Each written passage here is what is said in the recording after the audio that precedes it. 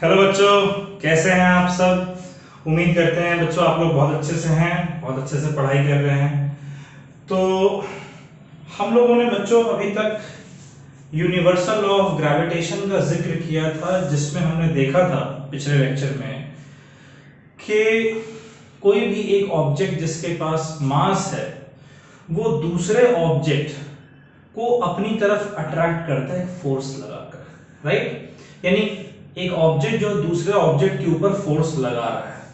अच्छा, उसी तरीके से जो अर्थ है वो भी तो एक ऑब्जेक्ट को अपनी तरफ अट्रैक्ट करता है फोर्स लगाकर, राइट। तो जैसे सपोज करो, जैसे अगर मैं मार्कर को ऊपर की तरफ थ्रो कर रहा हूं तो ये वापस पलट कर नीचे की तरफ आ रहा है, क्योंकि अर्थ इस मार्कर के ऊपर कुछ फोर्स लगा रहा है। अच्छा, इसके ऊपर कुछ फोर्स लग रहा है, इसका मतलब इसका कुछ एक्सेलरेशन होना चाहिए।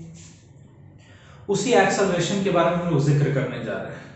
तो समझिएगा इस बात को। सपोज करिए बच्चों कि हमारे पास एक ऑब्जेक्ट है और इस ऑब्जेक्ट को अगर हम ड्रॉप करते हैं, रिलीज करते हैं, तब ये ऑब्जेक्ट नीचे की तरफ मूव करता है, राइट।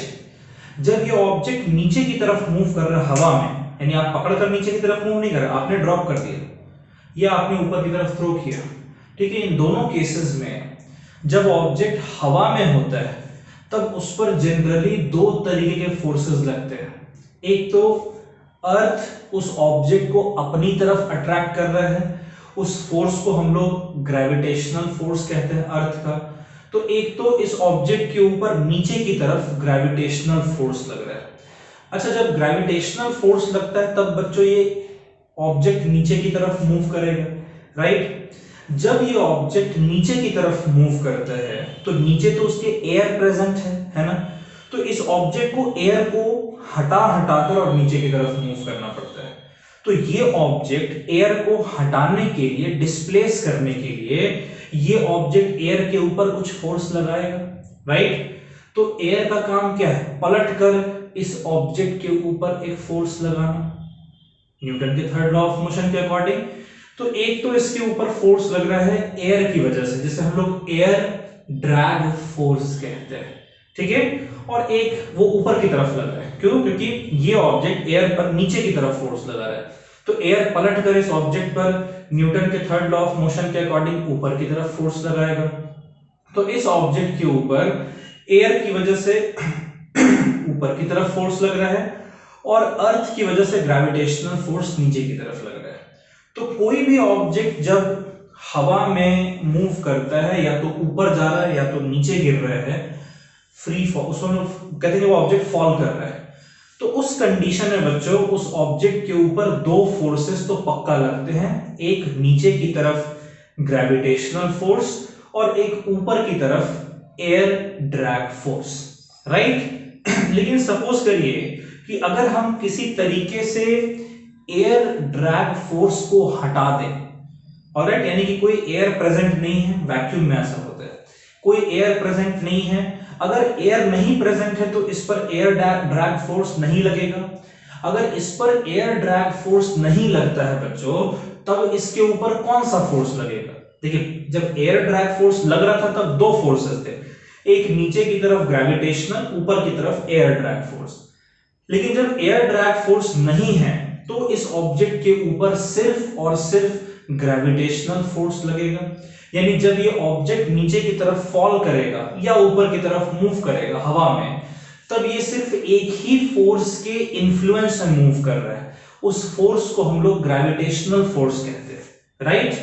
तो जब कभी भी एक ऑब्जेक्ट सिर्फ और सिर्फ, ध्यान से सुनिएगा, जब कभी भी एक ऑब्जेक्ट सिर्फ और सिर्फ ग्रेविटेशनल फोर्स के इन्फ्लुएंस में मूव करता है, ऑलराइट, जब कभी भी एक ऑब्जेक्ट सिर्फ और सिर्फ ग्रेविटेशनल फोर्स के इन्फ्लुएंस में मूव करता है, तो इस ऑब्जेक्ट के मोशन को हम लोग फ्री फॉल मोशन कहते हैं, या उसको सिंपली आप फ्री फॉल कहते हैं, राइट। तो मैं आपको क्या समझाने की कोशिश कर रहा हूं, कोई भी एक ऑब्जेक्ट जब हवा में मूव करता है तब उस ऑब्जेक्ट के ऊपर दो फोर्सेस लगते हैं, एक ग्रेविटेशनल फोर्स नीचे की तरफ और एक एयर ड्रैग फोर्स ऊपर की तरफ। एयर ड्रैग फोर्स इसीलिए लगता है क्योंकि ऑब्जेक्ट जब नीचे की तरफ मूव करता है तो उसके रास्ते में आने वाले एयर को उसे हटाकर नीचे जाना पड़ता है। तो इसके लिए ये ऑब्जेक्ट एयर पर नीचे की तरफ फोर्स लगाता तो एयर पलट कर न्यूटन के थर्ड लॉ ऑफ मोशन के अकॉर्डिंग ऊपर की तरफ फोर्स लगाता है। तो इस पर एक तो एयर ड्रैग फोर्स ऊपर की तरफ, एक ग्रेविटेशनल फोर्स नीचे की तरफ लगता है। लेकिन अगर हम किसी तरीके से एयर ड्रैग फोर्स को हटा दें, अगर हम किसी तरीके से एयर ड्रैग फोर्स को हटा दें, तब उस कंडीशन में ऑब्जेक्ट के ऊपर सिर्फ और सिर्फ ग्रेविटेशनल फोर्स लगेगा। और तब जब ऑब्जेक्ट हवा में मूव करेगा तब वो सिर्फ और सिर्फ ग्रेविटेशनल फोर्स के इन्फ्लुएंस में मूव करेगा। तो अगर कोई भी एक ऑब्जेक्ट मूव कर रहा है और उस पर सिर्फ और सिर्फ ग्रेविटेशनल फोर्स लग रहा है, तब उस ऑब्जेक्ट के मोशन को हम लोग फ्री फॉल मोशन कहते हैं। ठीक है, तो ये मैंने लिख रखा है, मैंने कहा कि when an object is dropped, जब हम एक ऑब्जेक्ट को ड्रॉप करते हैं तब वो फॉल करता है under the influence of gravitational force as well as air drag force, right. However, अगर ये सिर्फ it falls only under the influence of gravitational force, सिर्फ और सिर्फ ग्रेविटेशनल फोर्स के इन्फ्लुएंस में अगर फॉल करेगा तब उसके मोशन को हम लोग फ्री फॉल मोशन कहते हैं। देखिए, जब ये मूव कर रहा है तो नीचे की तरफ गिर रहा है या ऊपर की तरफ जा रहा है, तो इन सारे केसेस में उस ऑब्जेक्ट का पोजीशन बदल रहा है ना। अच्छा, ऑब्जेक्ट का पोजीशन अगर बदलता है टाइम के साथ, यानी ऑब्जेक्ट की कुछ ना कुछ वेलोसिटी होती है, राइट। पोजीशन तो चेंज हो रहा है, हम समझ रहे हैं। अच्छा, पोजीशन चेंज हो रहा है, इसका मतलब ऑब्जेक्ट का पोजीशन टाइम के रेस्पेक्ट में चेंज हो रहा होगा। कुछ ना कुछ उस ऑब्जेक्ट की वेलोसिटी होनी चाहिए। अब वेलोसिटी कैसी हो सकती है, या तो कांस्टेंट या तो चेंजिंग। तो ऑब्जेक्ट जब फ्री फॉल मोशन में होता है तब उसकी वेलोसिटी चेंज होती है, राइट। जब वो ऑब्जेक्ट नीचे की तरफ मूव करता है तब उसकी वेलोसिटी इंक्रीज होती है, और जब ये ऑब्जेक्ट ये अपवर्ड होगा, जब ये ऑब्जेक्ट ऊपर की तरफ मूव करता है, किधर मूव करता है बच्चों, जब ये ऑब्जेक्ट ऊपर की तरफ मूव करता है तब इसकी वेलोसिटी डिक्रीज होती है। तो हम सब जानते हैं कि ऑब्जेक्ट ऊपर की तरफ थ्रो करिए उसकी वेलोसिटी डिक्रीज होती है, नीचे की तरफ मूव करता है उसकी वेलोसिटी इंक्रीज होती है। यानी ऑब्जेक्ट जब फ्री फॉल मोशन में है तब उसकी वेलोसिटी चेंज हो रही है, ऊपर की तरफ मूव करने पर उसकी वेलोसिटी डिक्रीज और नीचे की तरफ मूव करने पर उसकी वेलोसिटी इंक्रीज। अच्छा देखिए, अब ये जो वेलोसिटी है बच्चों, ये चेंज हो रही है टाइम के साथ, यानी ऑब्जेक्ट का कुछ ना कुछ एक्सेलरेशन होगा। ऑब्जेक्ट का एक्सेलरेशन होता है, लेकिन क्या एक्सेलरेशन कांस्टेंट है या नहीं? तो एक्चुअली में ये जो ऑब्जेक्ट की वेलोसिटी चेंज होती है ये यूनिफॉर्म तरीके से चेंज होती है। Alright, the change in velocity is uniform, और यूनिफॉर्म तरीके से चेंज होने की वजह से वेलोसिटी के चेंज को अगर यूनिफॉर्म रखा जाए तो एक्सेलरेशन क्या होगा, कांस्टेंट होगा, राइट। एक्सेलरेशन कांस्टेंट होगा। अच्छा ये बताइए कि ये ऑब्जेक्ट अगर ऊपर की तरफ मूव करता है तब इस पर ग्रेविटेशनल फोर्स किधर लगेगा, नीचे की तरफ। और ये ऑब्जेक्ट जब नीचे की तरफ मूव करेगा तो भी इस पर ग्रेविटेशनल फोर्स नीचे की तरफ लगेगा। तो ऑब्जेक्ट चाहे ऊपर मूव करे, अपवर्ड मूव करे या डाउनवर्ड मूव करे, वेलोसिटी उसकी चेंज हो रही है। ये चेंज जो है वेलोसिटी में यूनिफॉर्म है, इसलिए एक्सेलरेशन कांस्टेंट है। लेकिन what will be the direction of acceleration? क्योंकि फोर्स, एक ऑब्जेक्ट चाहे ऊपर मूव कर रहा है फ्री फॉल में या नीचे मूव कर रहा है फ्री फॉल में, हर कंडीशन में इस ऑब्जेक्ट के ऊपर जो फोर्स है, ग्रेविटेशनल फोर्स, वो तो हमेशा नीचे की तरफ डायरेक्टेड है, अर्थ अपनी तरफ खींच रहा है। तो भैया एक्सेलरेशन उसी डायरेक्शन में होगा जिस डायरेक्शन में फोर्स होगा। तो अगर फोर्स हमेशा नीचे की तरफ है यानी एक्सेलरेशन भी हमेशा नीचे की तरफ होना चाहिए। जैसे मैंने लिखा है acceleration remains constant and is directed vertically downward, vertically downward direction में एक्सेलरेशन हमारा होता है। ऑलराइट, अच्छा इस एक्सेलरेशन को बच्चों फ्री फॉल मोशन में जब ऑब्जेक्ट होता है तब उसका एक्सेलरेशन तो कांस्टेंट है, उस कांस्टेंट एक्सेलरेशन को हम लोग एक्सेलरेशन ड्यू टू ग्रेविटी कहते हैं। ग्रेविटी क्यों? क्योंकि अर्थ जो फोर्स लगा रहा है उसको हम लोग फोर्स ऑफ ग्रेविटी कहते हैं। ऑलराइट, अर्थ जो उस ऑब्जेक्ट के ऊपर फोर्स लगा रहा है उसे आप ग्रेविटेशनल फोर्स कहिए, या ज्यादा प्रिसाइज कहें तो आप कहिए फोर्स ऑफ ग्रेविटी। तो इसको हम लोग भाई ग्रेविटी की वजह से एक्सेलरेशन है, इसीलिए हम लोग एक्सेलरेशन ड्यू टू ग्रेविटी कहते हैं इसको। इसे स्मॉल जी सिंबल से रिप्रेजेंट किया जाता है। किस सिंबल से रिप्रेजेंट किया जाता है बच्चों? इसे स्मॉल जी सिंबल से रिप्रेजेंट किया जाता है। और इस स्मॉल जी की वैल्यू जो है वो 9.8 मीटर पर सेकेंड स्क्वायर होती है। ये कांस्टेंट है, इसकी वैल्यू फिक्स रहती है 9.8 मीटर पर सेकेंड स्क्वायर। हाँ, न्यूमेरिकल में आप इसको कैलकुलेशन आसान करने के लिए 10 मीटर पर सेकेंड स्क्वायर ले सकते हैं, लेकिन तभी ले सकते हैं, याद रखिएगा, जब क्वेश्चन में मेंशन ना हो कि भैया आपको 9.8 ही लेना है। अगर एक क्वेश्चन में मेंशन है कि take g is equals to 9.8, फिर आप 10 नहीं ले सकते हैं। ऑलराइट, तो ये एक्सेलरेशन, ये फ्री फॉल का कांसेप्ट समझ में आ रहा है कि ऑब्जेक्ट जब अर्थ की तरफ या अर्थ से अवे मूव करता है, फॉल करता है, सिर्फ और सिर्फ ग्रेविटेशनल फोर्स के इन्फ्लुएंस में, तब उसका एक्सेलरेशन कांस्टेंट होता है। उस एक्सेलरेशन को हम एक्सेलरेशन ड्यू टू ग्रेविटी कहते हैं। उसकी डायरेक्शन जो है वर्टिकली डाउनवर्ड होती है, चाहे ऑब्जेक्ट ऊपर मूव करे चाहे ऑब्जेक्ट नीचे मूव करे। ठीक है बच्चों, चलिए वीडियो पॉज कर लीजिए और इसको एक बार आप लोग नोट कर लीजिए।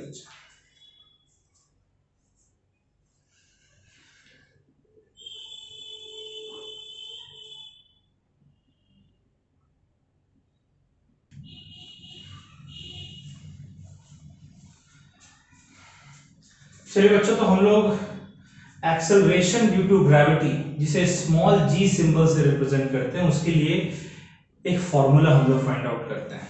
देखिए, हमने डिस्कस किया है कि एक्सेलरेशन ड्यू टू ग्रेविटी क्या होता है।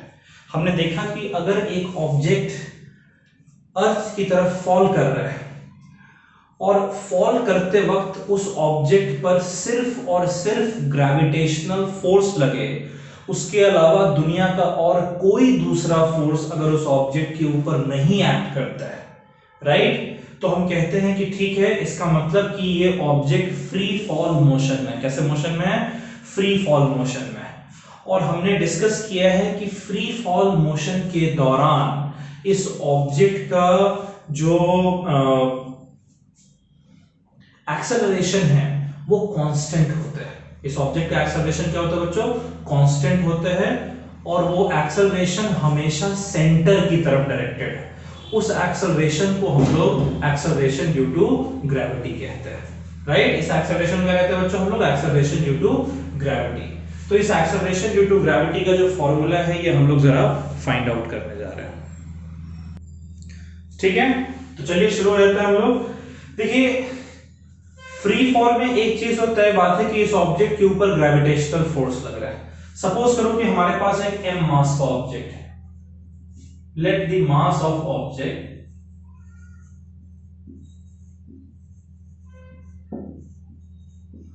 क्या है? ऑब्जेक्ट का मास m, और मान लेते हैं कि मास ऑफ अर्थ जो है बच्चों, मास ऑफ अर्थ ये हमारा मान लेते हैं कैपिटल M है। ऑलराइट, ठीक है।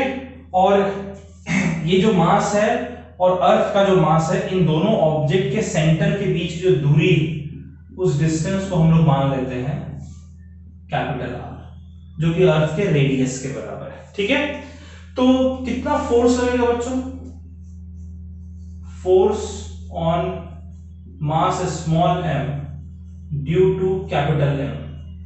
स्मॉल m मास के ऊपर हम फोर्स निकाल रहे हैं कैपिटल M मास की वजह से। ये फोर्स जो हमारा है ये हो जाएगा G into capital M into small m upon जो इनके सेंटर के बीच की दूरी है इसका स्क्वायर, राइट। ओके, और एक चीज हम लोग और जानते हैं कि न्यूटन के सेकंड लॉ ऑफ मोशन के अकॉर्डिंग फोर्स होता है मास इंटू एक्सेलरेशन, राइट। लेकिन यहां पर एक्सेलरेशन क्या होगा? एक्सेलरेशन ड्यू टू ग्रेविटी, जिसे हम स्मॉल g सिंबल से रिप्रेजेंट करते हैं। तो अगर आप यहां पर स्मॉल g लिख देंगे तो ये हो जाएगा equals to m into small g। Equation number 2 हो गया बच्चों, राइट। अब इन दोनों इक्वेशन को कंपेयर करिए। ये ग्रेविटेशनल फोर्स है जो कि यूनिवर्सल लॉ ऑफ ग्रेविटेशन से आया है, जो m मास के ऑब्जेक्ट के ऊपर फोर्स लग रहा है। ये न्यूटन के सेकंड लॉ ऑफ मोशन के अकॉर्डिंग जो m मास के ऑब्जेक्ट के ऊपर फोर्स लग रहा है, यानी ये दोनों फोर्सेस स्मॉल m मास के ऊपर जो फोर्स लग रहा है अर्थ की वजह से वो है। तो अगर हम कंपेयर कर दें इक्वेशन 1 और 2, क्या कर रहे हैं बच्चों? हम लोग कंपेयर कर लें इक्वेशन 1 और 2 को। Comparing 1 and 2। अगर इक्वेशन 1 और इक्वेशन 2 दोनों को कंपेयर किया जाए तो दोनों का लेफ्ट साइड तो बराबर है, तो राइट साइड भी बराबर होना चाहिए, यानी स्मॉल m इंटू जी ये किसके बराबर होना चाहिए? Capital G into capital M into small m upon radius का स्क्वायर। ये स्मॉल m से स्मॉल m कट गया बच्चों, तो स्मॉल g जिसे हम लोग एक्सेलरेशन ड्यू टू ग्रेविटी कहते हैं, जो कि जब ऑब्जेक्ट फ्री फॉल में होता है तब उसका एक्सेलरेशन होता है। इसका फॉर्मूला क्या हो गया? g into mass of earth upon radius of earth का स्क्वायर। क्लियर है? ये फॉर्मूला जो है इसको बच्चों आप लोग नोट कर लीजिए। बात समझ में आई आपको? चलिए समझ कर इसको नोट कर लीजिए।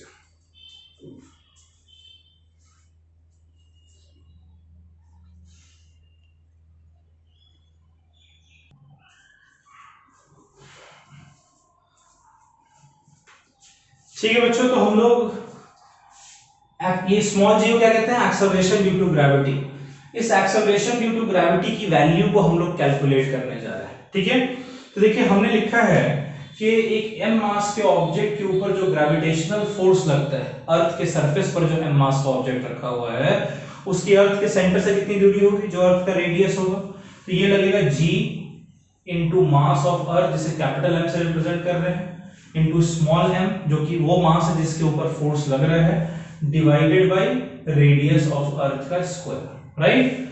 और हमने लिखा था कि यही फोर्स जो है वो न्यूटन के सेकंड लॉ ऑफ मोशन के according mass into acceleration due to gravity होना चाहिए। अगर इन दोनों को कंपेयर किया जाए तो m इंटू जी हमारा क्या होता है बच्चों?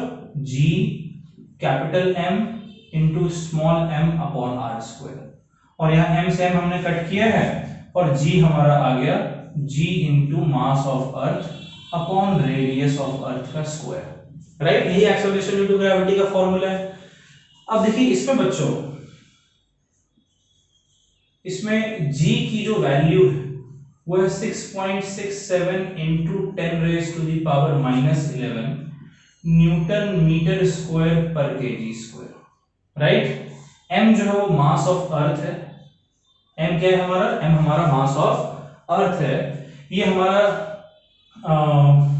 मास ऑफ अर्थ हमारा होता है 6 into 10 raise to the power 24 kg. अगर मैं एग्जैक्टली कहूं इसको तो बच्चों ये हमारा अराउंड कह सकते हैं हम लोग कि कुछ 5.98 इंटू 10 रेज टू 24 ऐसा होता है, लेकिन हम लोग अप्रोक्सीमेटली 6 ले रहे हैं। और जो रेडियस है अर्थ का वो होता है 6.4 into 10 raise to the power 6 metre. ठीक है, इतना हमारा। अगर इन वैल्यूज को हम लोग पुट करें बच्चों, अगर इन वैल्यूज को हम लोग पुट करते हैं तो देखिए हमारा क्या है, इसमें इसी में पुट करना है ना। g की जगह 6.67 into 10 raise to the power -11 into mass 6 into 10 raised to the power 24 divided by radius of earth 6.4 into 10 raised to the power 6 radius of earth का स्क्वायर। इन सारी वैल्यूज को अगर आप सॉल्व करेंगे बच्चों, इन वैल्यूज को अगर आप सॉल्व करते हैं तो स्मॉल g की वैल्यू आती है 9.8 मीटर पर second square. This is the value of acceleration due to gravity. ये acceleration due to gravity अर्थ के सरफेस के पास जो acceleration है ग्रेविटेशनल फोर्स की वजह से फ्री फॉल में, वो वैल्यू है 9.8 मीटर पर सेकेंड स्क्वायर। इसको सिंप्लिसिटी के लिए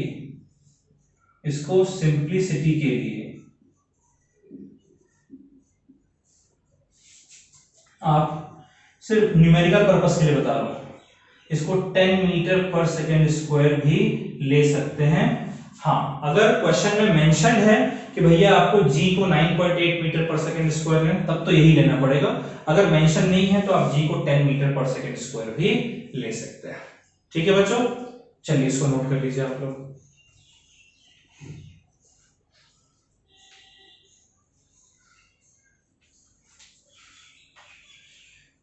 चलिए बच्चों, तो आज एक्सेलरेशन ड्यू टू ग्रेविटी का कॉन्सेप्ट पढ़ा है हमने। अगले लेक्चर में एक और नए कॉन्सेप्ट के साथ आएंगे। तब तक आपको क्या करना है, आपको यहां तक के कॉन्सेप्ट को अच्छे से क्लियर कर लेना, बार बार पढ़ लेना है। डेरिवेशंस, ये जो वैल्यूज हैं इनको हमने फाइंड किया है, इसको अच्छे से प्रैक्टिस कर लीजिएगा। ऑलराइट, चलिए फिर bye bye, take care, stay safe. बिल्कुल पढ़िएगा, मुझे भरोसा है आप लोग पढ़िएगा। ऑलराइट, चलिए बाय बाय।